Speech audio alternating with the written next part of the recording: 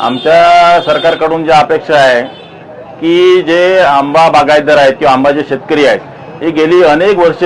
आज इथे त्रस्त झालेले आहेत की यापूर्वी जे आंबा बागायतदार इथे आंबा पीक घेत होते ते सेंद्रिय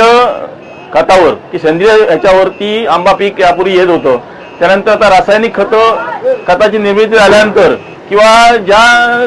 बहुधा बाहेरच्या कंपन्यांकडून इथे औषधाचा जास्तीत जास्त इथे वापर या आंबा बागायतदारांकडे आज होऊ लागलेला आहे, जेणेकरून वेंगुर्ला तालुक्यामध्ये फळ संशोधन केंद्र आहे। फळ संशोधन केंद्राच्या माध्यमातून या शेतकऱ्यांना कुठल्या पद्धतीचं मार्गदर्शन केलं जात नाही की शेतकऱ्यांनी कुठलं औषधं फवारावीत की कुठली खतं द्यावीत या पद्धतीचं कोणत्या प्रकारचे मार्गदर्शन शेतकऱ्यांना होत नाही। आज संपूर्ण बाहेरच्या कंपन्या येऊन आज या आंबा बागांमध्ये जे शेतकरी आज कोणत्या प्रकारची कल्पना नसलेली सुद्धा आज औषधं इथे फवारणी केली जाते किंवा आतमध्ये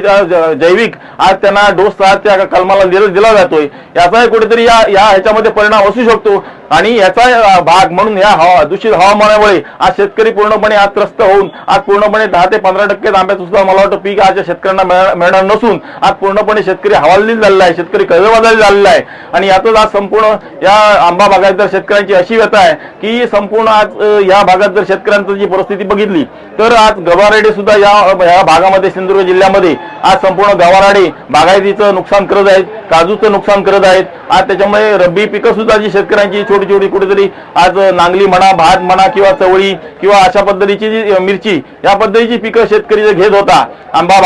बागेच्या बरोबरच घेत होता आंतरपीक म्हणून ही बागायतदार आता आंबा बागायतदार किंवा हे शेतकरी अशा पद्धतीने यांच्या गवारेड्यामुळे सुद्धा हा संपूर्ण आज शेतकरी त्रस्त झालेला आहे। आज जशी शासनाने हत्ती हटाव मोहीम या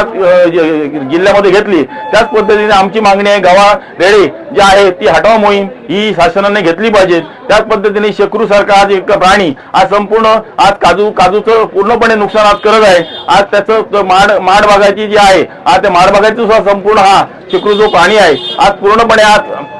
तो शेकरू प्राणी आज या पूर्णपणे त्याच्यामुळे आज संपूर्ण शेतकरी त्रस्त झालेला आहे। आज शेकरू याच्यावर असं मृत झालेला असेल आणि त्यांना वन विभागाच्या जर कर्मचाऱ्यांना कळलं असेल की संबंधित शेतकऱ्यावर ज्या शेतीमध्ये जर जो शेकरू मेलेला असेल किंवा तो मृत झालेला असेल स्वतः म्हणून कुठल्या आपल्या याने जर मृत झालेला असेल तरी संबंधित शेतकऱ्यावर त्याच्या चौकशीचा ससेमिरा आज या वन विभागाच्या माध्यमातून लावला जातोय, त्याचे या शेतकरी आज त्रस्त झालेले आहेत।